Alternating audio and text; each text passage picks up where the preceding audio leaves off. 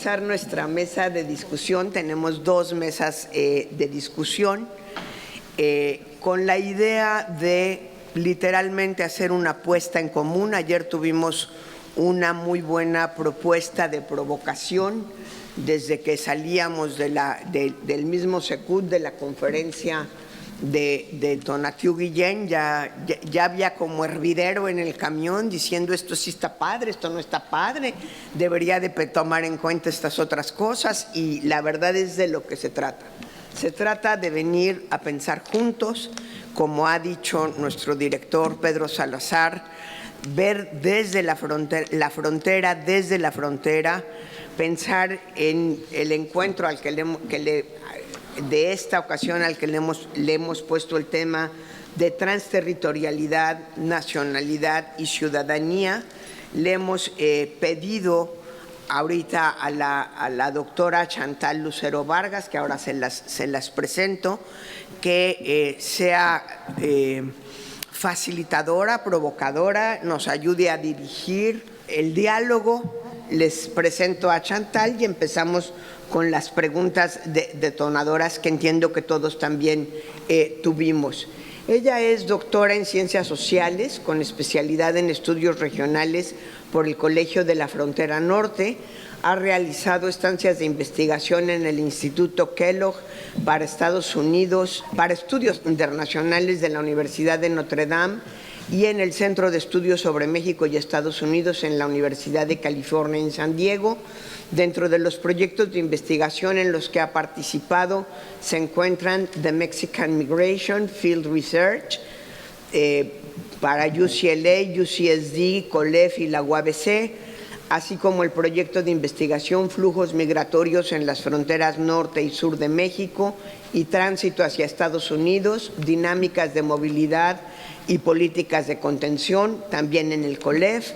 Es coordinadora del libro titulado Vulnerabilidad en Tránsito, Peligros, Retos y Desafíos de los Migrantes del Norte de Centroamérica a su paso por México. Sus temas de interés son derechos humanos y migración internacional en contexto de movilidad y políticas públicas, y se ha concentrado en niñez migrante, un tema que en el instituto nos ha preocupado también. Actualmente es investigadora de tiempo completo en el Instituto de Investigaciones Sociales de la Universidad Autónoma de Baja California. Como podrán darse cuenta, es realmente una realidad lo que ayer nos comentaba Pedro, de que venimos a sumar, a trabajar con la UABC, con el COLEF y prácticamente con todos los demás que se dejen. Entonces, el día de hoy vamos a empezar con las preguntas. Simplemente diré la primera y a partir de ahí le paso el micrófono. Doctora, muchísimas gracias por haber aceptado nuestra invitación y estar aquí. ¿Cómo podemos definir la transterritorialidad del Estado-Nación? Y sé que ayer ya empezamos a pensar que la definición que escuchamos no nos gustaba del todo o le faltaban muchas cosas. Así es que no será difícil empezar a discutir. Adelante, Chantal. Gracias. Buen día a todos. Muchísimas gracias por la presentación. La primera pregunta que nos hicieron llegar es: ¿cómo podemos definir la transterritorialidad del Estado-Nación? Bueno, precisamente en relación a este tema, ayer tuvimos la oportunidad de escuchar la magnífica conferencia del doctor Tonatiuh Guillén, donde hablaba de esta transterritorialidad y de este concepto de nación. Estoy segura que ayer muchas voces se quedaron sin participar y sin expresar su opinión, y hoy precisamente es el día en que lo van a poder hacer. En este sentido, como bien lo señalaba el doctor Guillén, el concepto de transterritorialidad tiene una conexión con el concepto de nación y por ende con el concepto de nacionalidad ante la existencia de una comunidad nacional fuera del territorio, la cual genera consecuencias jurídicas, económicas, políticas. Ayer mismo hablábamos del voto, y también, por supuesto, consecuencias sociales. Sin embargo, no es solamente pensar hacia afuera como un concepto que trasciende un espacio geográfico, sino que es imperativo también pensar hacia adentro. Y aquí precisamente es donde entran todos estos conceptos de nación, o el concepto de nación como una comunidad de personas que comparten ciertas características comunes como raza, geografía, idioma entre otras. Pero también entran los conceptos de nacionalidad y ciudadanía, conceptos vitales que definen quién es nacional de un país y por tanto tiene la protección del mismo en sentido amplio y quién es extranjero y por ende no cuenta con estas prerrogativas. Pero también podemos ir más allá en el sentido de quién es nacional de un país, entonces se asocia dentro de esta comunidad de nacionales versus el extranjero que se puede llegar a ver como un extraño que no pertenece a la comunidad. Entonces, en este sentido, bueno, la dinámica de la mesa consistirá en, como ya lo dijo la doctora, hacer unas preguntas detonadoras y la primera versa en, la vuelvo a repetir, ¿cómo podemos definir la transterritorialidad del Estado-Nación? No sé quién gusta participar. ¿Podemos definir transterritorialidad primero? Me gustaría detener un poco la cuestión de la transterritorialidad. No sé si me siento muy cómodo hablando sobre eso, pero sí creo que quedó, si me lo permites, Chantal, pendiente el debate sobre lo que propone Tonatiuh, y me parece digno de discutirlo aquí en la mesa, sobre el concepto nación, es decir, ese elemento metodológico que él tiene de tratar de eliminar cualquier cuestión de identidad cultural del mismo y centrarse nada más en la cuestión de lo que menciona la ley, ¿no? Y creo que eso nos preocupó muchísimo a varios de nosotros, porque a pesar de lo que dice Tonatiuh de que no quiere incorporar ese elemento cultural, una pregunta interesante sería ¿qué tanto lo puede lograr, ¿no? Que, o sea, podemos argumentar en el sentido de que las dos cuestiones, tanto el aspecto cultural como el aspecto legal, deben de ir de la mano, ¿no? Porque justamente la ley, las reformas se tienen que nutrir de ese elemento cultural, ¿no? Entonces, yo quería traer a colación ese punto metodológico de su propuesta que me preocupa muchísimo, porque si lo dejamos nada más en, y lo comentaba con el doctor Cárdenas el día de ayer después de la conferencia, si lo dejamos nada más en el elemento de que esto es lo que dice la ley y se acabó, ¿no? Pues incluso podríamos pensar que México el día de mañana puede decir que todos los guatemaltecos van a ser mexicanos, ¿no? Sí. Y en ese sentido, la respuesta de Tonatiuh dice, pues eso es lo que dice la ley, son mexicanos, pero como que no me convence justamente porque hay un elemento en el sentido de pertenencia, lo que él quiere eliminar del concepto de nación, como que hay que preguntarle, ¿no? Intuitivamente hay que preguntarle a los guatemaltecos si quieren formar parte de México, y creo que lo mismo sucede con la gente que está en Estados Unidos. Entonces, o los ucranianos con la comunidad rusa, como dice el doctor Tortolero. Pero bueno, ese elemento a mí me preocupa muchísimo porque creo que define el resto de la propuesta y no sé, tratando un poco de alentar esa discusión que creo quedó pendiente, ¿no? Por el formato de ayer de conferencia magistral, quedó pendiente, y creo que es digno de discutirlo en un seminario como este con gente que sabe mucho más del tema que yo. Sí, totalmente. Ayer se le cuestionó mucho el concepto de pertenencia e identidad, pero también el ciudadanía, creo que lo mencionaron ayer. Entonces, pregunto, hablando de transterritorialidad, ¿cuál sería su opinión al respecto? Muchas gracias por permitirme hacer uso de la palabra con relación a este aspecto que ayer quedó inconcluso, y voy a empezar con la parte que no dije ayer y voy a continuar con el comentario ya que corresponde al día de hoy de la interrogante que plantea María y que también la secunda la doctora. Miren, ayer me quedé con un comentario que no compartí por el tiempo tan recortado que teníamos, pero que tiene que ver con otra forma expresiva de pensar la transterritorialidad, sobre todo teniendo como una realidad la migración mexicana hacia los Estados Unidos. Y estar en esta ciudad me dio la idea un poco de pensarla en otros términos más simples, más coloquiales, y que hace un minuto lo comentaba con otra persona. Pensar la transterritorialidad es como cuando nosotros decimos en nuestro lugar de origen y que cambiamos de barrio. Te puedes llevar el barrio, pero el barrio no te deja. Lo llevas. La nacionalidad, como ayer lo pensó el doctor Guillén, también pasa algo parecido. la compartimos, la desarrollamos y la proponemos en otro lugar, moldeándola con las características de la situación. Y justamente eso es lo que ayer quise expresar con relación a esa posibilidad de modificar el concepto, pensar la realidad a partir de esa nueva circunstancia. El concepto se tiene que reformular de acuerdo con esas dimensiones históricas y de carácter contextual. Ok, eso fue lo de ayer. Hoy con esta pregunta tengo la oportunidad de hacerle promoción un poco a mi trabajo que se está por publicarse sobre la transicionalidad del Estado. Ayer anuncié nada más que estaba en proceso, no el libro, sino también el concepto del redimensionamiento del Estado. Hoy puedo asumir que si bien la nación se desterritorializa, se trasterritorializa, el Estado puede pensarse también en un proceso de desterritorialización, que no quiero hacer una especie de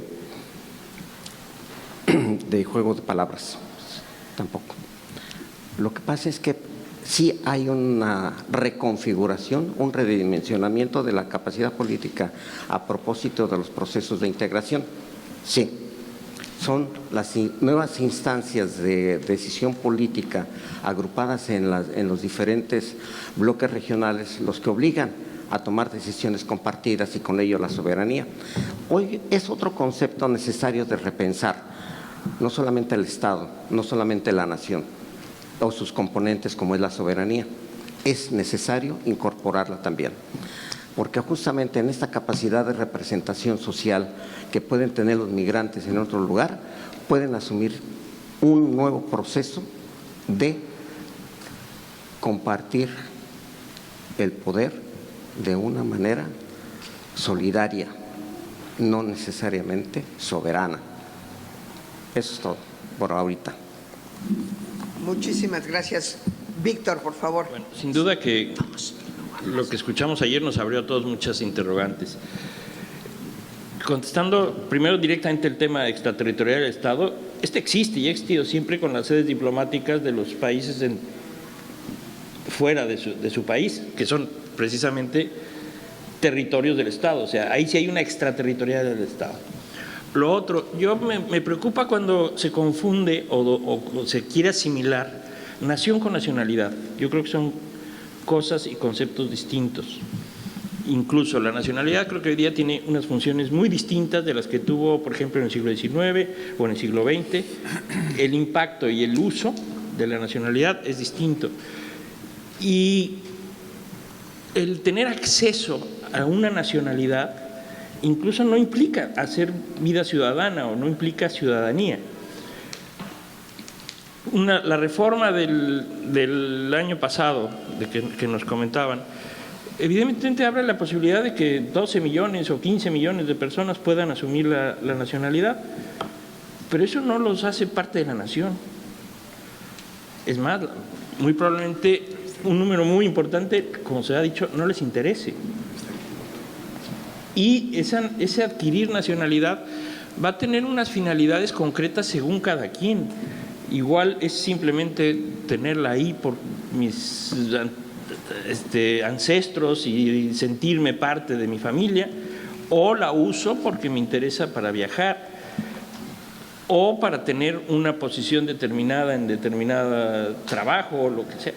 Pensemos, tampoco es tan anormal lo que se hizo. Por ejemplo, España hace unos años abrió la nacionalidad para todos los descendientes de españoles que hubieran salido durante con ocasión de la Guerra Civil. ¿Cuántas de las personas que tenían derecho accedieron a esa posibilidad de adquirir la nacionalidad? O sea, tenían derecho a acceder, pero muchísimos no accedieron. A muchísimos no les interesó, no estaba en sus... Ahora lo están haciendo con los sefaradíes, y lo están haciendo España, Portugal. Hay mucha gente que le interesa, incluso buscan, algunos han descubierto que tienen ascendencia sefaradí porque les interesa obtener la nacionalidad. pero no les interesa integrarse a ese país. Muchos mexicanos, su finalidad, incluso los que obtuvieron la nacionalidad, es para poder viajar por Europa sin problemas. Algunos te dicen, no, es que es para no tener problemas con el pasaporte en Europa. No les interesa integrarse, no van a ser parte de la nación a la que van a obtener la nacionalidad. Entonces, es muy claro que son dos cosas distintas, nación y nacionalidad, y luego el tener derecho a no implica que automáticamente uno sea parte de esa, ni siquiera de población. Y entonces ahí habría que discutir también población, no podemos identificar nación con población. Nación, yo creo que quiere decir distintas cosas, según incluso el artículo constitucional donde leamos que aparece nación. Significa distintas cosas. Pueblo, sociedad, grupo. Entonces hay muchas variantes que habría que ir clarificando desde un punto de vista jurídico para darle sentido al tema. Muy buen día a todos, muy buen día, doctora. Agradezco desde luego que haya tanto la doctora Marván como usted abierto esta mesa de trabajo con una pregunta verdaderamente pues tan estimulante. Yo quisiera, ya había prometido a varios de mis colegas que no iba a hablar el día de hoy. Me dijeron, no, es malo, pero bueno, tendré que hablar. En principio, en relación, Paco, en relación con esta expresión que desde el día de ayer han utilizado de un acercamiento metodológico, con todo el respeto, desde luego al doctor Tonatiuh Guillén, que es un extraordinario conocedor de migración, creo que es un primer acercamiento, ¿no? Un primer acercamiento desde el sólido de lo que él trabaja y desde luego haciéndonos el gran honor a los juristas de tratar esta visión también jurídica. Como ayer lo dije, él está ausente, a mí me gustó porque como este primer acercamiento de una visión ajena a lo que nosotros trabajamos. Y quisiera decir que no es un tema tan reduccionista, no se trata de decir así, mira, tú eres nacional porque la Constitución lo dice, o porque hoy en día la transterritorialidad que implica más allá del territorio, ¿no? Hay otros mexicanos, tal. Y coincido y suscribo completamente lo que el maestro Martínez Williboldi acaba de decir. Y mutatis mutandis, ayer yo lo decía, la Constitución, si uno le hace un peinado así de qué es lo nacional, qué es la nacionalidad, qué es la nación, adquiere significados exponenciales, según el contexto también donde insertemos el concepto, la categoría, porque es una categoría analítica para nosotros. Y la segunda cosa, en principio, esto de un primer acercamiento. Dos, la pluralidad de sentidos que adquiere los conceptos nacionalidad, nacional y desde luego nación, y de cara a otro concepto que es el de ciudadanía. Y decía yo que no podemos ser reduccionistas, doctora, porque el fenómeno es mundial. En Italia, en el año 2020, hay todo un movimiento como el nuestro, el movimiento Fuerza Migrante. Ellos tienen Italiani senza cittadinanza, ¿no? Los italianos que no tienen la ciudadanía y que precisamente con esta categoría jurídica del derecho romano, de ius soli, ius sanguinis, ellos están trabajando, ¿no? Pero el fenómeno es inverso. El doctor Tonatiuh nos plantea este primer momento en donde los descendientes de los nacionales por derecho de sangre, por derecho de tierra, su expansividad, su progresividad, viven en otros lugares y los queremos hacer nuestros. No sé, ¿qué tanto, no? Porque Víctor lo dijo muy bien. No porque el estatuto del personal académico, y este es un ejemplo que ayer comentábamos con Javi, el estatuto del personal académico diga que soy investigadora, yo soy solo investigadora de jurídicas. Hay quienes comparten dos instituciones y consecuentemente pues, sería bastante, repito, reduccionista. Pero el fenómeno no solo es a quienes consideramos para acá, sino estos movimientos, el movimiento de italianos sin ciudadanía, están reivindicando otra cosa. Queremos nosotros pertenecer, y fíjate tú que el Estado italiano no nos considera como un derecho a la nacionalidad primero y después a la ciudadanía, sino que es una potestad del Estado reconocértela o no la nacionalidad en principio y en un segundo momento la ciudadanía, porque obviamente el caso de nuestros queridos nacionales por naturalización, muchos de ellos, aunque la Constitución determina que tienen que renunciar a la otra nacionalidad, no lo hacen. ¿Por qué? Porque esto es lo que exige el Estado mexicano, pero no así lo que exigen sus estados de origen, y consecuentemente hay quienes no solo tienen una, sino tienen dos, Y en esto que yo decía ahí, que yo sí reivindico, porque ser nacional de un país, como ser investigador del Instituto de Investigaciones Jurídicas, implica un principio de identidad, de arraigo, de compartir valores, de compartir una cosmovisión, de una acción en unidad. Este ejercicio nos revela a nosotros que al final del día somos tan diversos, pero todos pertenecemos y tenemos un emblema. Consecuentemente, doctora, un problema que es mundial, que no es solo focalizado al Estado mexicano ni a los fenómenos que hemos vivido, porque hoy en día todo es transterritorial, incluida la ciudadanía, que es una categoría más podría decir, más focal en términos de ejercicio de derechos políticos electorales. Italia, otro de los fenómenos italianos, es que precisamente a los migrantes ilegales que generan producción, dinero, ¿no?, plusvalía en Italia, se les da la ciudadanía, ¿no? Entonces estamos hablando de categorías que sí tienen que ser perfectamente dimensionadas, tratadas en esta polisemia que eventualmente puedan tener en relación no solo con el fenómeno nacional y sus migrantes, sino también de los migrantes que nos llegan. Ustedes han tenido oleadas de haitianos y, bueno, no sé si usted sea tijuanense, pero Tijuana ha tenido oleadas de migrantes haitianos que se les recibe de una manera diversa a quienes vienen de Nicaragua, de Honduras, etcétera, etcétera. Y son fenómenos de la parte humanitaria que obviamente requiere una apertura mucho más analítica, en principio, y sí, verdaderamente metodológica, ¿no? Gracias, doctora.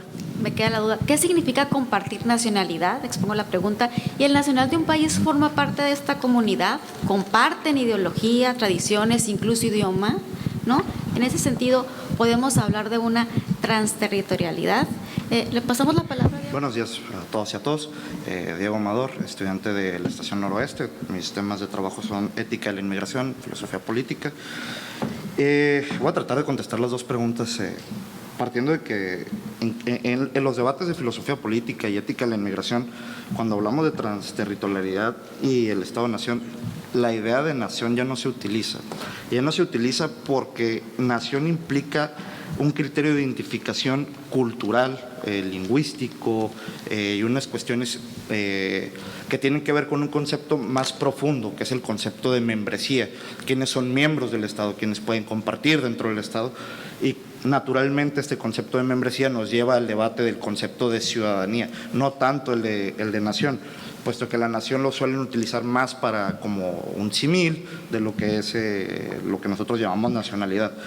Partiendo de eso, de que el debate se centra en estas áreas de estudio, con lo que es la ciudadanía y la membresía, la pregunta por la transterritorialidad es preguntarse más por los límites jurisdiccionales de los estados, es hasta dónde los estados pueden imponer obligaciones a quienes son sus miembros y a los no miembros, y cómo le reconocemos derechos a los que no son miembros del estado. Por ejemplo, pensemos en inmigrantes, pensemos en el residente, incluso en la situación particular de Tijuana, personas que cruzan constantemente y regresan a su ciudad como parte del flujo migratorio o simplemente turismo.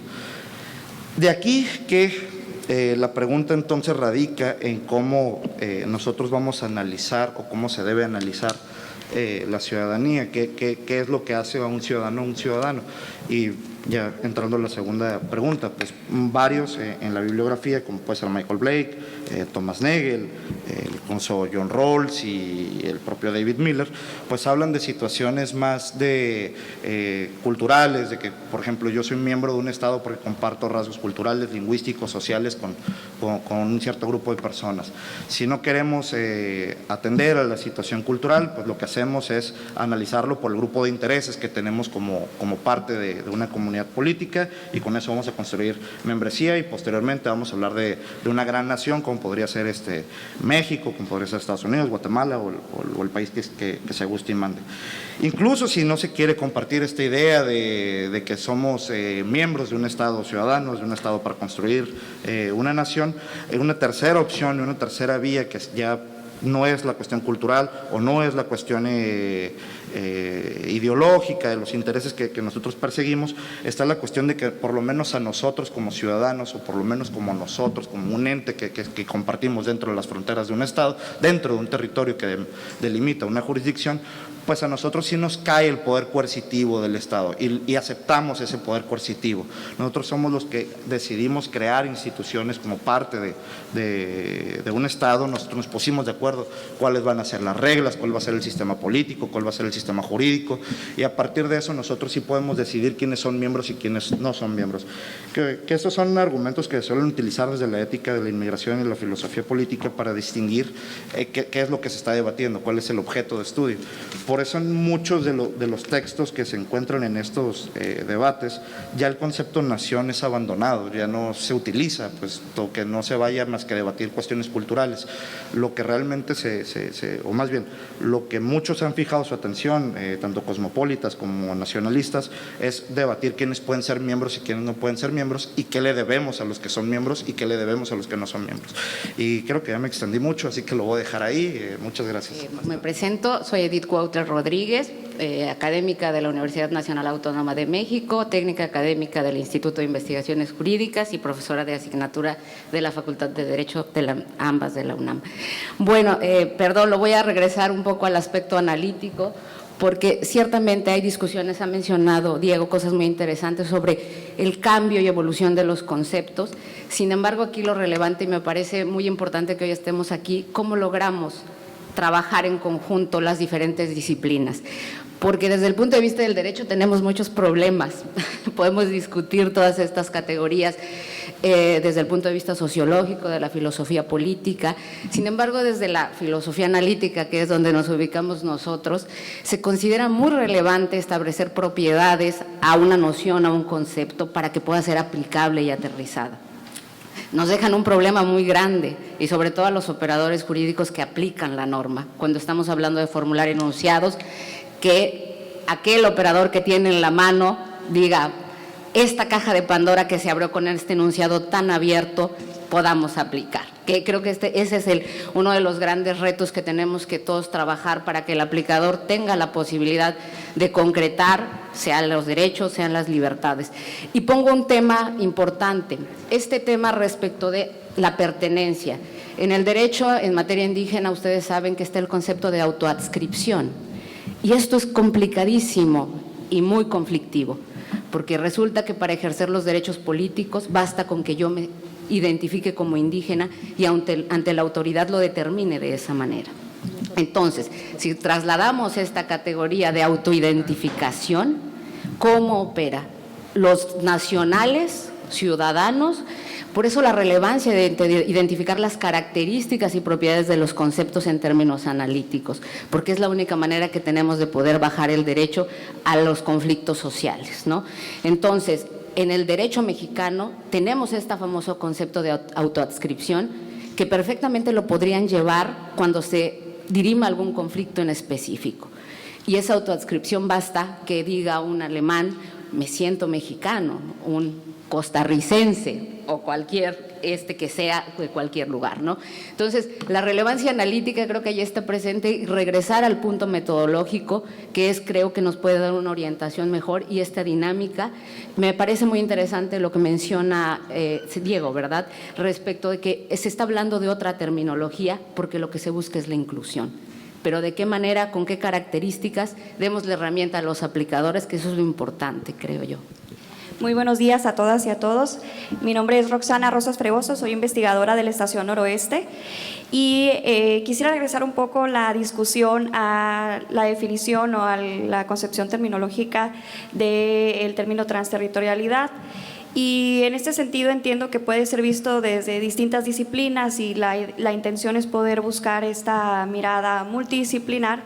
Sin embargo, a mí me parecería adecuado poder encasillarlo posiblemente como una categoría jurídica, como era la línea hacia donde nos dirigíamos, o el camino hacia donde concluimos parcialmente o a priori la sesión del día de ayer. y lo podemos vislumbrar la transterritorialidad como un fenómeno jurídico de expansión de la nacionalidad que, como ya se expresó, pues no es reciente, sino que ya ha sido estudiado, como existen muchas facetas de este fenómeno de expansión de la nacionalidad, y este fenómeno implica que trasciende las fronteras territoriales, es decir, hay un componente foráneo, pero lo más importante es analizar cuáles son los efectos o las consecuencias jurídicas de ese fenómeno, que si bien es cierto fue analizado desde las teorías romanistas, pues ahora tenemos que hay efectos, implicaciones que están siendo trascendentes, sobre todo por un componente cuantitativo que implica, en el caso mexicano, cuál es la población nacional que reside en Estados Unidos.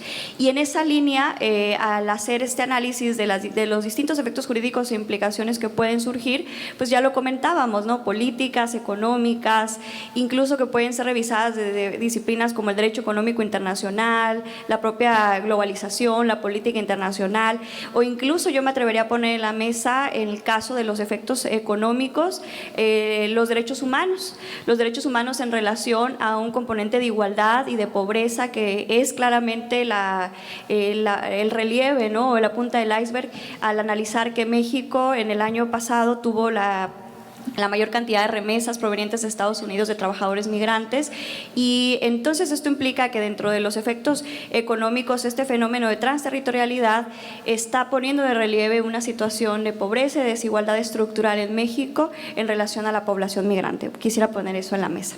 Gracias. Emilio. Gracias, María. No cabe duda que estamos viviendo en esta mesa un fenómeno, yo diría, inédito, inusitado, y qué bueno, porque revela la riqueza del instituto. Mi nombre es Emilio Rabasa Gamboa, a sus órdenes, soy investigador de tiempo completo del Instituto de Investigaciones Jurídicas de la UNAM, profesor de Derecho Constitucional en la UNAM y algunos otros centros educativos. El día de ayer, un no jurista, no abogado, un sociólogo, sostuvo con su libro, Tonatiuh, un criterio jurídico como criterio fundamental para definir la transterritorialidad y con ello la nacionalidad.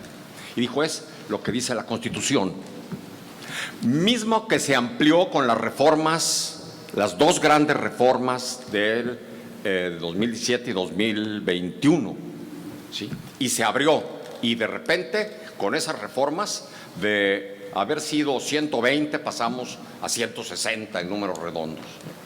Eso fue lo que sostuvo ayer un no jurista, un sociólogo, de quien se hubiera esperado en todo caso que me destacara algún criterio sociológico de la nacionalidad y de la transterritorialidad.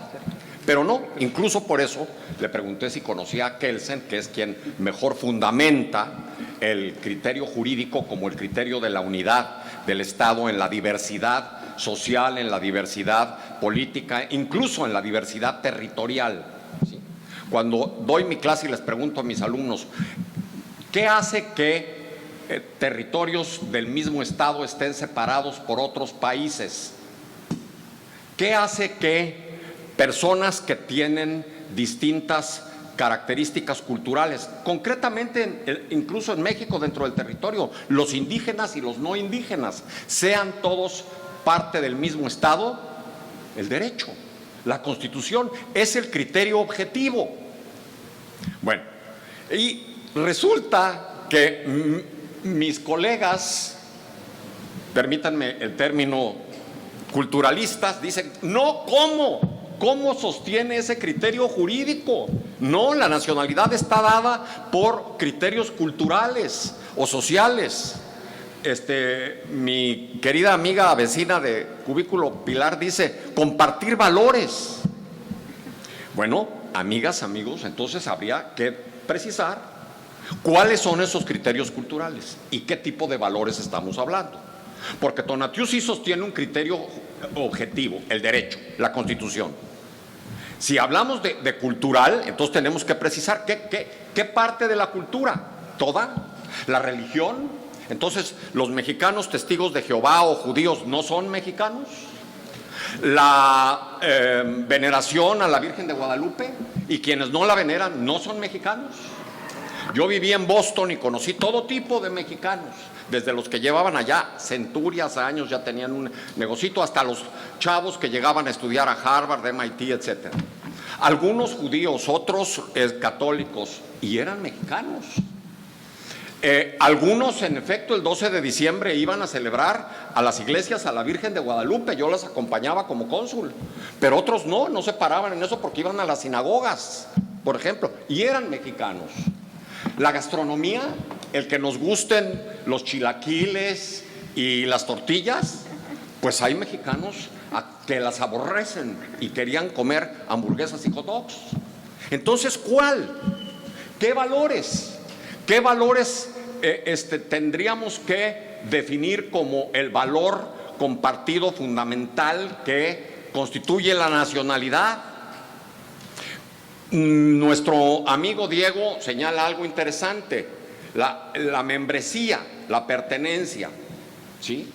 El artículo 2, Diego, tú lo sabes mejor que yo, sí incluye, cuando se reformó, dice: la conciencia de su identidad indígena deberá ser criterio fundamental para determinar a quienes se aplican las disposiciones sobre pueblos indígenas. La conciencia de identidad indígena, whatever that means, además, ¿cómo se puede demostrar qué significa eso de conciencia de identidad indígena? ¿Cómo la puedo patentizar? ¿Porque me pongo la vestimenta indígena? ¿Cómo? ¿Porque hablo el tzotzil, el tzetzal? Pero en todo caso es un criterio que señala la propia Constitución, no al margen del derecho, sino en el derecho.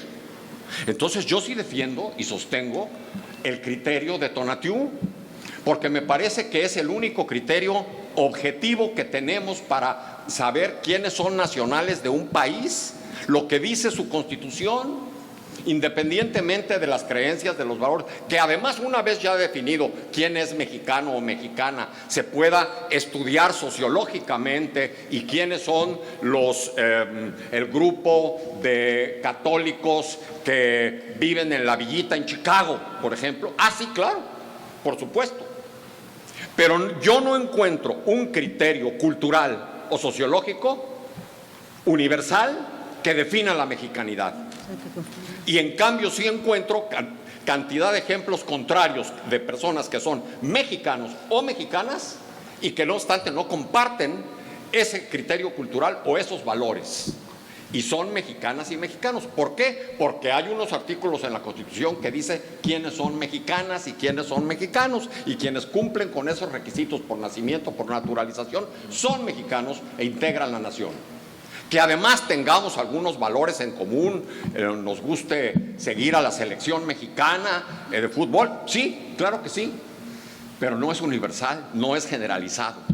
Y el del derecho sí lo es el único. Muchas gracias. Muchas gracias. Tito. Hola, ¿qué tal? Buenos días. Juan Jesús Garzón Nofre, investigador de tiempo completo en jurídicas y profesor de filosofía del derecho, donde se deje. Tito para la banda, ¿no? A ver, un par de cuestiones, y creo que la primera me la hizo pensar ayer la profesora Chisca, desde que veníamos comentando esto. Creo que algunas cuestiones en específico, por lo menos que a mí de la plática de ayer del doctor Tonatiuh, que me pareció fascinante, creo que se me resuelven hablando de un concepto jurídico de nación, una categoría analítica en específico para darle una cierta categorización a las ideas que estaba mencionando. Y en ese sentido, lo que hablaba con la profesora, y para responder a la pregunta concreta que se nos plantean de cómo podemos definir la transterritorialidad, no sé, o por lo menos yo escuchaba la ponencia, y ahora creo que Diego, Edith dan en el clavo. Creo que hay una noción de transterritorialidad enfocada propiamente hacia el norte global, ¿no? O sea, creo que ¿cómo podemos definir la transterritorialidad? Es a través de una óptica crítica, decolonialista, postpositivista e interdisciplinar. porque creo que si nos quedamos enteramente en una noción positivista o jurídica, creo que al final se vuelve un concepto sin muchas implicaciones en la realidad, ¿no? Entonces creo que ayer también comentando con el profesor Becerra, más allá de la autoadscripción, que a mí es un poco lo que me suena cuando habla de conciencia, el artículo 2, creo que hay que sumar a la ecuación la idea de pluriculturalidad. Si nos estamos tomando tan en serio la Constitución, creo que el principal elemento a sumar a esta discusión son con nuestros pueblos originarios, ¿no? Y ayer que hablaba ya el profesor Cárdenas de algunas alternativas y demás, hablar de un instituto para los pueblos indígenas, hablar de una ley en específico, los acuerdos de San Andrés y demás tal, si nos apegamos a la literalidad positivista, ¿no?, de la Constitución, yo creo que no hace falta modificar nada. El problema aquí es la realidad, cuando se rebasa propiamente la Constitución y creo que cambiar la Constitución no es sinónimo de cambiar la realidad, ¿no? Entonces, de nueva cuenta, y para reiterar, yo creo que definir la transterritorialidad a partir de una óptica crítica, viendo primero, que no creo que sea un falso dilema, creo que se pueden hacer varias cuestiones, pero de verdad ayer escuchaba a Tonatiuh y en un momento dije, ¿y dónde están los pueblos originarios? ¿Y cuál es la óptica? Y no estaremos teniendo una óptica colonialista, de nueva cuenta, de norte global, acrítica, positivista. Creo que tenemos que responder esta pregunta desde una visión muchísimo más crítica que pueda incluir a nuestra… Esto lo decía Monsiváis, ¿no? Lo decía Monsiváis en el 94. Parecería que los pueblos originarios en México existieron a partir del levantamiento zapatista, ¿no? O por lo menos jurídicamente. Y esto me parece una completa y absoluta falacia, ¿no? Entonces, al momento de definir, yo invertiría un poco la ecuación más allá de lo que menciona la Constitución para añadir otro tipo de ópticas. Gracias. Muchas gracias. Buenos días, José María Serna, del Instituto de Investigaciones Jurídicas de la UNAM. No tengo opiniones definitivas sobre estos temas, ¿no? Mi reflexión va a ser más bien en el ánimo de explorar qué vías nos pueden permitir avanzar en el debate. Y también como al doctor Rabasa me llama la atención que un sociólogo esté buscando categorías jurídicas para definir lo que es nación, por ejemplo, y que juristas estemos buscando ir más allá de lo jurídico, ¿no? Es una especie de… A ver, en lugar de estar hablando de transterritorialidad, estamos hablando de transdisciplinariedad, no sé, utilizando una metáfora de que estamos tratando de ver siempre lo que está del otro lado del río, ¿no? Cuando hablamos de trans en muchos sentidos, ¿no? Y creo que sí vale la pena tratar de problematizar más el concepto de nación que utiliza el doctor Tonatiuh, ¿no? Da la impresión de que su concepto es un concepto demográfico, ¿no? Es lo que deriva del artículo 30 de la Constitución. ¿Qué es la nación?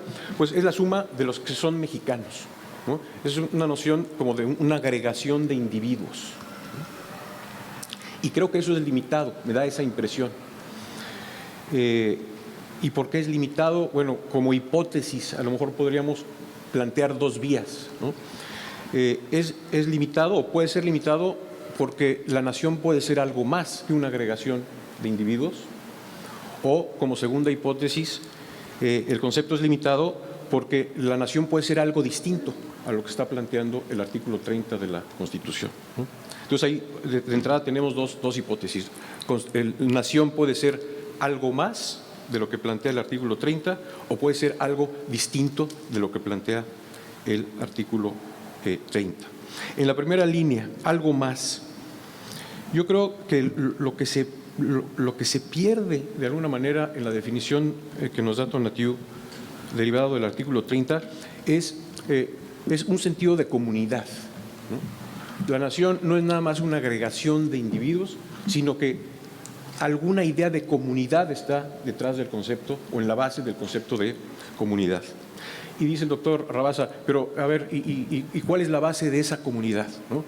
Entonces ahí acudimos a cuestiones no jurídicas, sino a cuestiones de valores y de cultura. A ver, ¿por dónde podríamos empezar a construir un concepto de comunidad jurídico, ¿no? Creo que la respuesta no la tengo, obviamente, precisada, pero creo que podría encontrarse en algunos artículos de la Constitución que no se han mencionado.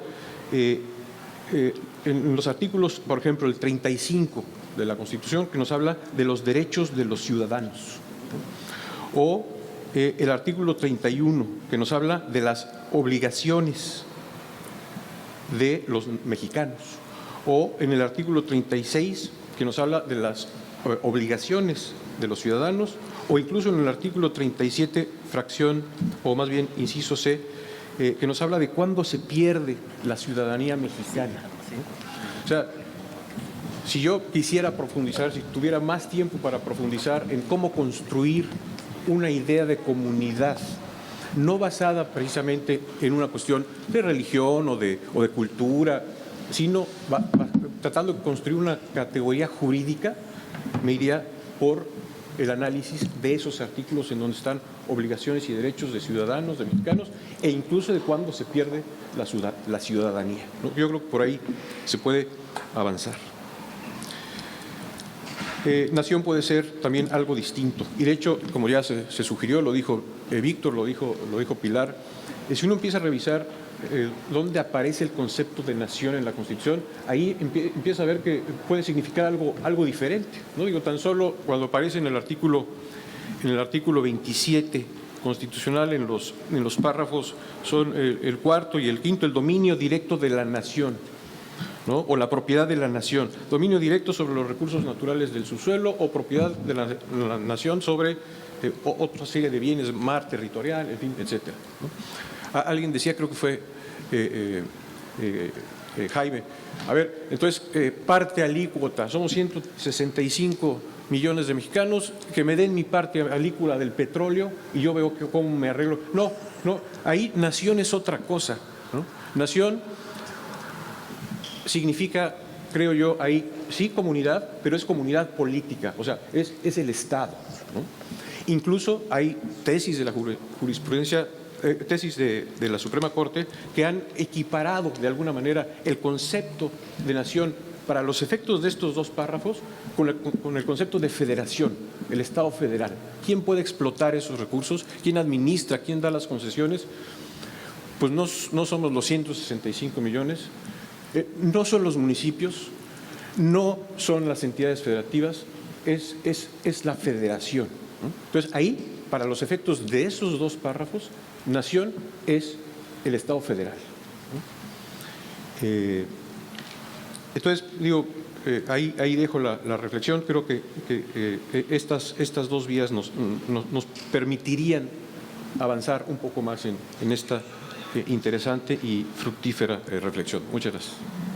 Muchísimas gracias, Chema. Como vamos viendo, la definición es complicada y las consecuencias de la definición también. Entonces creo que eso va siendo muy interesante. Paco, no te voy a robar la palabra, no voy a abusar de mi papel de moderadora. Muchas gracias, querida María. Y bueno, yo celebro esta invitación y de verdad creo que esta comunidad estudiantil de doctorantes, empiezo con un planteamiento. Pilar, no sé dónde está, pero como ella coordina, es que no traigo lentes también, pero como ella coordina nuestra escuela de verano para la investigación, yo creo que sería muy bueno que los doctorantes de acá pudieran ir a México a platicar con los estudiantes de allá y con nosotros, a seguirnos pues, ilustrando de cosas que ustedes están viviendo acá como estudiantes y problemáticas que son sumamente enriquecedoras para la investigación. Y ahora mi intervención va dirigida a los estudiantes acá de la estación. Perdón, yo soy Paco Tortolero, investigador de jurídicas, y Y entonces, veamos, retomo justo lo que acaba de decirnos el doctor Serna, ¿no? ¿Por dónde empezamos a construir este sentido de comunidad? Les voy a lanzar dos ideas a manera de provocación, retomando también lo que decía Edith sobre cómo bajar el derecho a los conflictos sociales y conflictos que ustedes viven, que esto es como un laboratorio de múltiples incidencias y de una gran complejidad que bien vale la pena pensar. Primera provocación. En Estados Unidos existen en materia penal categorías en los estados, y aquí retomo la idea del doctor Serna, que por dónde empezamos a construir estas posibles vías, estas posibles rutas de solución para encontrar sentidos de comunidad. 27 estados de la Unión Americana contemplan normas restrictivas del derecho a votar, llamadas disenfranchisement laws, y esas disposiciones implican que una persona confinada en un centro penitenciario quede privada de su derecho a votar, no solamente durante su condena. Pudiera haber condenas que extiendan la prohibición de votar, una especie de muerte civil, ¿no? Y hay muchas modalidades. Esto, un poco retomando lo que decía el doctor Serna, digamos, permite a cada una de las entidades de la Federación Norteamericana, estadounidense, determinar esos límites. O sea, lo pongo como provocación, ojo, ¿eso es constitucional o no es constitucional? En el caso norteamericano, porque la parte de la nacionalidad o los derechos más bien de ciudadanía están contemplados en cada constitución. ¿Qué tanto nuestro orden constitucional no permitiría esa disposición, esa restricción a derechos? De entrada, el Tribunal Electoral en 2007 me parece que se pronunció al respecto. ¿Se acuerdan? Fue un asunto sobre las credenciales del elector y qué tanto se podía votar dentro de la cárcel. La respuesta del tribunal creo que se quedó, digamos, corto en el sentido de qué aspectos había que considerar, y la respuesta fue una respuesta más pragmática en lo que decía Edith, de cómo descender, digamos, el derecho a la realidad. Era más por una cuestión de, pues es que no podemos poner casillas adentro de las cárceles, ¿no? Era más por una cuestión, digamos, de imposibilidad física de que el INE hubiera tenido muchos problemas en hacer realidad esos derechos civiles, porque en realidad cuando cambió la lógica del derecho penal a la reinserción social, bueno, pues pensaríamos que ya una persona privada de su libertad no tendría por qué estar privada del derecho a votar, ¿no? Porque se va a reinsertar en la sociedad.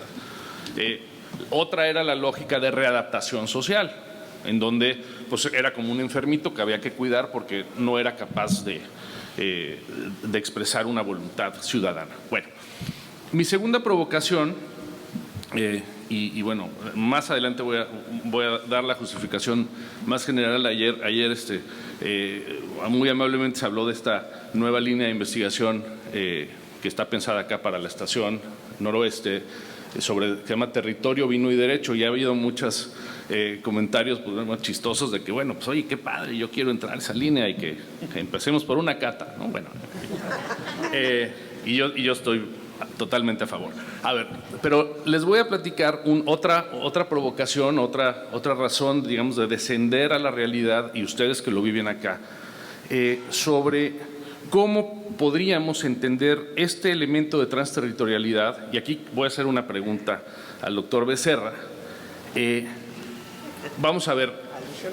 Alusiones personales, no, para que nos ilustre, porque es un tema que tenemos pendiente y que a ustedes, los estudiantes de acá, les va a hacer todo el sentido.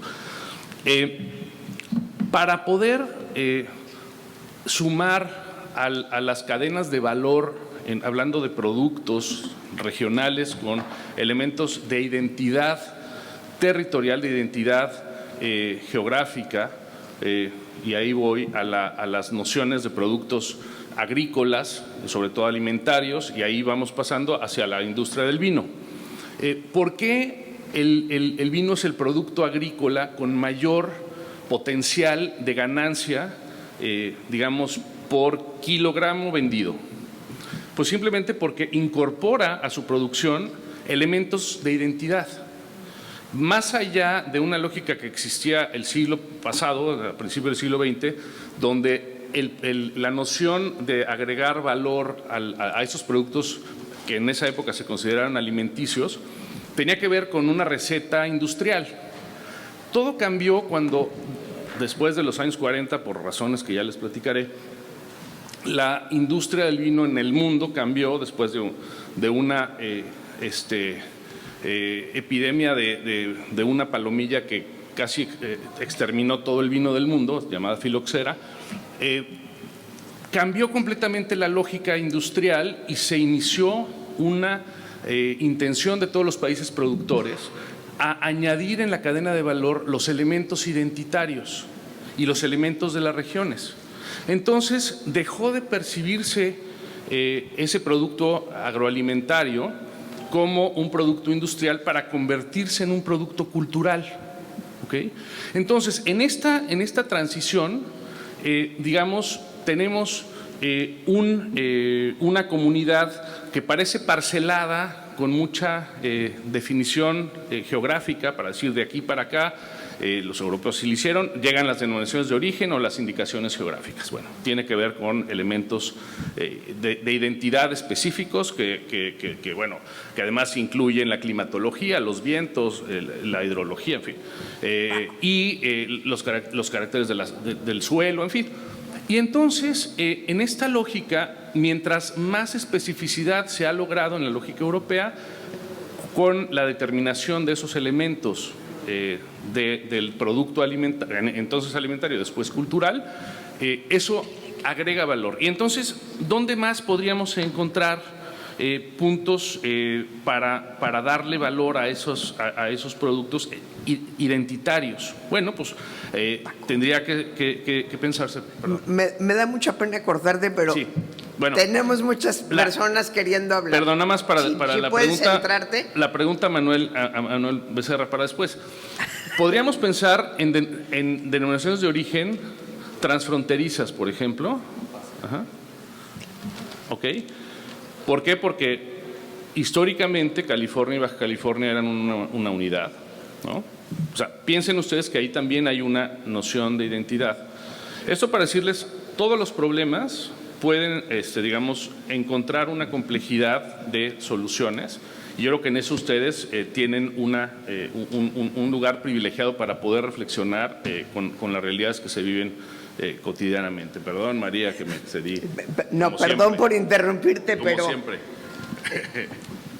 Camilo, y de entrada te pediría que te presentes, claro, y que trates de ser breve. Sí, soy Camilo Saavedra, investigador del instituto. Me da mucho gusto estar aquí y poder saludar a muchas personas a quienes no había tenido oportunidad de hacerlo hace tiempo. Quiero simplemente subrayar la conveniencia de ver el problema desde una óptica complementaria, que un poco es parte de la discusión que estuvo ayer sobre si lo jurídico o lo no lo jurídico. Creo que si algo está claro es que el concepto de nación es un concepto que está en disputa, y parte de esa disputa la vemos en el mundo jurídico. Y yo creo que lo que tendríamos que observar en parte para poder responder esa pregunta es en qué contextos y en qué momentos ha ocurrido esa disputa. ¿Por qué se reformó la Constitución? Por ejemplo, cinco reformas que van en el 34, en el 69, en el 74, en el 97 y el 2021. ¿Y qué nos dice de los problemas que había en ese momento en el mundo no jurídico, que tuvieron un reflejo en el mundo jurídico concretamente? Y la otra cosa que me sorprendió ayer un poco también es, si uno ve desde la perspectiva exclusivamente jurídica el tema de cómo se construye el concepto de nacionalidad, vinculándola de nación, vinculando a la nacionalidad, parece que lo único que forma parte del mundo jurídico es la Constitución, y ahí tenemos una visión incompleta. Es decir, no vimos, por ejemplo, como decía el doctor Serna, cómo se ha reconstruido esto en los tribunales y qué nos dice de otros problemas. Es decir, ha sido un problema que ha estado sobre todo vinculado a indígenas y la interpretación del artículo 2, o bien ha estado vinculado al artículo 27 con el tema de la propiedad del territorio, en fin. Y yo creo que ahí vamos a encontrar pistas para poder ver no solamente desde un punto de vista, digamos, normativo, sino también empírico, dónde y cómo es importante ese concepto. Gracias. Muchas gracias, Camilo. Doctora Francisca Pou. Bueno, yo tampoco tengo, aunque es un tema que yo leí mucho en el pasado, de toda la literatura que Diego mencionaba, no me es ajena, pero sí, o sea, como que este libro nos puso a pensar de nuevo todo, ¿no? Pero un poco, claro, para mí la gran dificultad con esta opción metodológica de definir a la nación desde el derecho es que nosotros vivimos jurídicamente, y a eso nos hemos dedicado muchos de los que estamos aquí, en un mundo post-westfaliano. O sea, nosotros nos pasamos la vida diciendo que hemos dejado de lado la identificación entre Estado, nación, territorio, ¿no?, que era Westfalia, ¿no? Nosotros vivimos en un mundo jurídico post-westfaliano, tanto si miramos la parte supra, ¿no?, el control de convencionalidad, es decir, toda esta, digamos, deconstrucción del Estado para arriba en fuentes de derecho, instituciones que ya no le podemos llamar Estado, ya es una cosa, o se lo seguimos llamando, pero y por abajo toda la cuestión del pluralismo jurídico y demás. Entonces, si nosotros ahora con Tonatiuh desandamos todo esto y volvemos a pensar que Estado y nación van muy juntos, nos perdemos casi todas las discusiones jurídicas que tienen, constitucionales que valen la pena, y, por ejemplo, perdemos. Primero, que esto también ayer lo pensaba, definir la nación desde el Estado, desde el derecho, implica que tú dejas que los poderosos de este mundo, que son los que controlan el derecho, la Constitución, definan quiénes son o no mexicanos. Y esto no es cualquier cosa, porque las mujeres no estaban, los indígenas ahora están, pero bueno, es desde arriba y esto metodológicamente es muy fuerte. Segundo, pierdes la posibilidad de hablar de las minorías nacionales. Claro, es que es eso, que es justo acabar con la identificación del Estado con la nación, ¿no?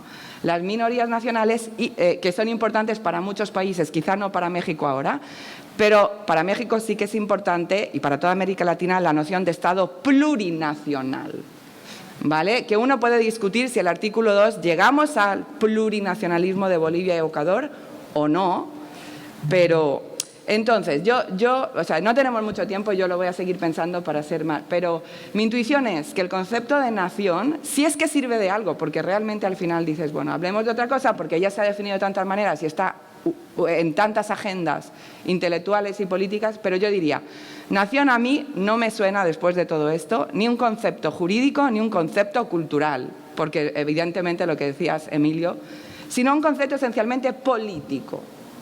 ¿Vale? ¿Qué es lo que diferencia a una minoría cultural de otros grupos que tienen cosas étnicamente variadas, algunas comunes? Son cierta pretensión política, de cierto arreglo político, ¿no? Y entonces, a nivel jurídico, lo que puede ser interesante, yo lo he dicho a mí el paper que realmente me encantó de los que pasasteis fue el de Ennio Hoyo, que lo que reconstruye es justo qué significa la cuestión de la nacionalidad junto con los derechos políticos asociados o negados.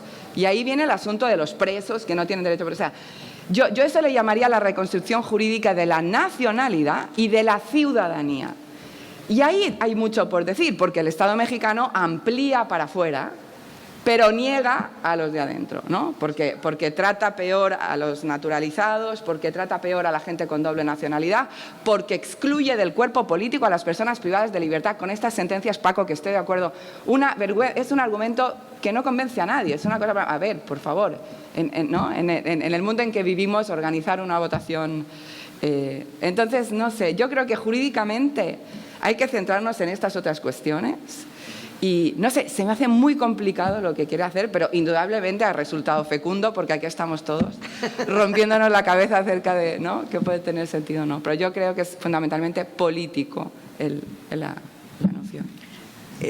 Tere, Enrique, y le damos 10 minutos a nuestra incitadora a la discusión, que lo ha hecho de maravilla porque nada más los volteó a ver y los arrancó.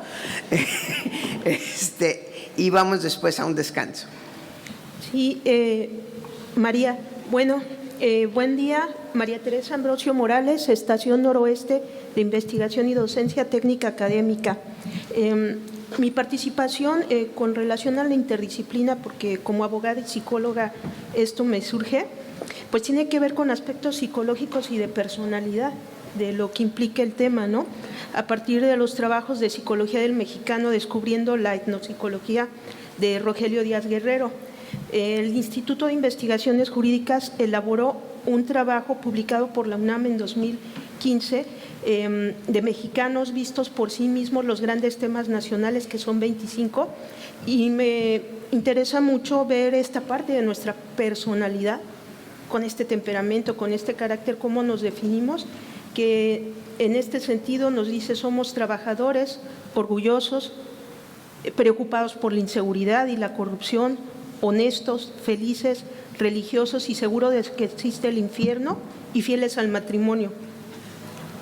Entonces, en este sentido, también desde esta perspectiva interdisciplinaria, creo que también los trabajos de la UNAM, sobre todo con esta radiografía que se hizo en 2015, abonan mucho a estos grandes temas nacionales y que en la actualización creo que se puede tomar esta perspectiva que hubo la discusión ayer y el día de hoy, y que creo que es un elemento importante y algo que he identificado como en la plática de ayer académica y de hoy, tiene que ver con la interseccionalidad, porque ahí tenemos presentes a los derechos humanos, pensando con relación a, por ejemplo, niñas, niños y adolescentes en estas categorías jurídicas que se han analizado. Gracias. Sí, muy buenos días. Soy Enrique Díaz Aranda, investigador titular C de Investigaciones Jurídicas. Es una gran oportunidad, como dicen, solamente voy a intervenir una vez en todo el evento, pero como bien dijo María, me da gusto conocerlos y aprovechando de eso, ya en la comida. Yo hice estudios en Alemania, estuve 5 años en la Universidad de Múnich, estuve 5 años en la Universidad Complutense de Madrid, doctorados, postdoctorados, en fin, pero lo más importante es que fui 6 años embajador de la Fundación von Humboldt de Alemania, que ofrece becas para postdoctorados. Si alguien se interesa por Alemania, en la comida podemos platicar.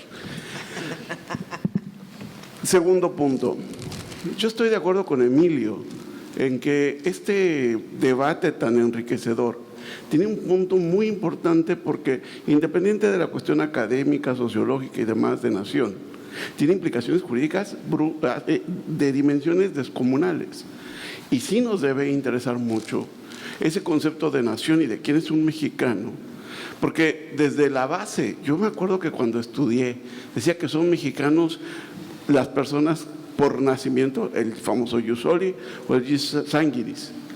Pero sí, estamos hablando, como dijo ayer Tonatiuh, de un mexicano de tercera generación que nació y llegó allá, ¿no? Y está allá. Entonces, ¿eso qué es? ¿Sanguinis? No necesariamente. Si era ucraniano y nació aquí y luego se fue para allá y tuvo nietos, y los nietos cometen un delito, y ahí voy ya a mi área, que es la penal, ¿no? Si comete un delito por el cual va a ser condenado a pena de muerte, ¿qué tiene que hacer el Estado mexicano? Porque hasta ahora se ha lavado las manos diciendo, bueno, es estadounidense, entonces no se tienen por qué meter con él, o mejor dicho, no tienen por qué intervenir. Pero resulta que el artículo 1 de la Constitución dice que las autoridades mexicanas, en el ámbito de su competencia, tienen que proteger los derechos humanos. Y por eso no tenemos la pena de muerte, afortunadamente. No se le ha ocurrido al señor de las mañaneras, porque ya nada más eso faltaba, ¿no? Pero imagínense ustedes, entonces, ¿qué tiene que hacer el gobierno mexicano en un caso como ese remoto? Pero además, ¿qué tiene que hacer actualmente? Si se dan cuenta, las últimas personas que fueron extraditados, algunos fueron fast track por el argumento de que eran también de Estados Unidos, de América. Entonces, a ver, espérame, pero es también mexicano. Y sabes que allá hay muchas estadísticas que establecen que si un delito que puede tener pena de muerte, sobre todo en Texas, si es latino, tiene un 70% de probabilidad que se le apliquen. Si es de Estados Unidos, no. La posibilidad se reduce. ¿Qué va a hacer el Estado mexicano? Y no solamente cuando está allá, no solamente cuando lo requieren allá por la comisión de un delito de allá, Yo les pongo rápidamente el caso de Eugenio Hernández, el gobernador de Tamaulipas. Están pidiendo su extradición porque supuestamente lavó dinero proveniente de corrupción, pero todos los procesos están en México y están pendientes, incluso algunos ya con sentencia absolutoria. Y entonces, ¿qué vamos a hacer? Lo vamos a mandar a sabiendas de que de un hecho delictivo o presuntamente delictivo cometido en México, lo vamos a mandar para que lo condenen con pura presunción, o van a venir allá a investigar acá de dónde salió el dinero, tomando en cuenta que Eugenio era un empresario prominente y muy rico desde antes que fuera servidor público.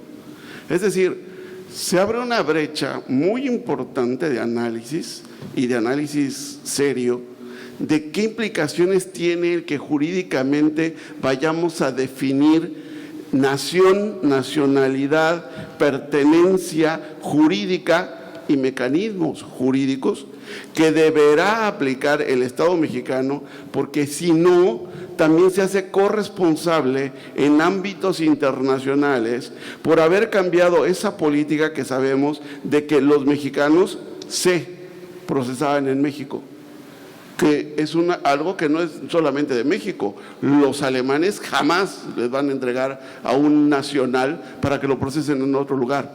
Jamás van a dejar que sufra la condena en un país que no sea el suyo. Es decir, tiene esa implicación jurídica, nuevamente recalco, que tiene una implicación que requiere estudios muy serios y que me da gusto que sea en este lado del país donde finalmente tenemos esa estación que nos va a llevar a hacer grandes desarrollos. Gracias. Muchísimas gracias, Enrique. Y ahora le damos la palabra a Chantal para tratar de cerrar un poquito esta discusión, que no es más que abrir la siguiente. Bueno, ¿qué puedo decir yo que ya no hayan dicho todos ustedes? Seguramente quedarán cosas en el aire, pero lo que se puede rescatar es pues que se tendría que reformular el concepto de transterritorialidad. Si bien el territorio se configura como el Estado, también puede configurarse por ende, o se tendría que pensar como el Estado y la nación, el compartir el poder de una manera solidaria. Al hablar de nación es importante ir más allá de lo demográfico, porque la nación puede ser más que un conjunto de individuos, ¿no? Hablando precisamente del artículo 30 constitucional, puede ir más allá de este conjunto de individuos y se estaría hablando entonces de una pertenencia. También el concepto de nación puede significar algo diferente, no un simple conjunto de personas compartiendo una nacionalidad. Nación entonces sería una comunidad política. Entonces, ¿por dónde empezamos a construir este concepto de comunidad? Hablando de extraterritorialidad, la misma siempre ha existido y no se puede comparar nación con nacionalidad, y analizándola solo desde lo jurídico quedaría un poco corto. Como comentaron, sería reducir simplemente lo legal quién es nacional y, en este caso, quién es mexicano. Por lo anterior, el análisis en torno a la transterritorialidad, abarcando los conceptos de nación, nacionalidad y ciudadanía, no puede quedarse solamente desde un abordaje metodológico, sino que tiene que ser también desde un estudio analítico de estos conceptos, incluyendo el concepto de identidad, que es lo que no aborda precisamente el doctor Guillén, sobre todo porque se ha dado un cambio y evolución de estos conceptos. También al hablar de un concepto jurídico de nación nos quedaríamos cortos y se debe tener una visión más amplia y crítica y sumar la idea de pluriculturalidad y realizar un estudio desde la interdisciplinariedad y la interseccionalidad. Hablando de esta nueva línea de investigación, pues quedaron algunas preguntas al aire, como ¿cuáles son los puntos de conexión entre la transterritorialidad y la migración internacional en el caso mexicano?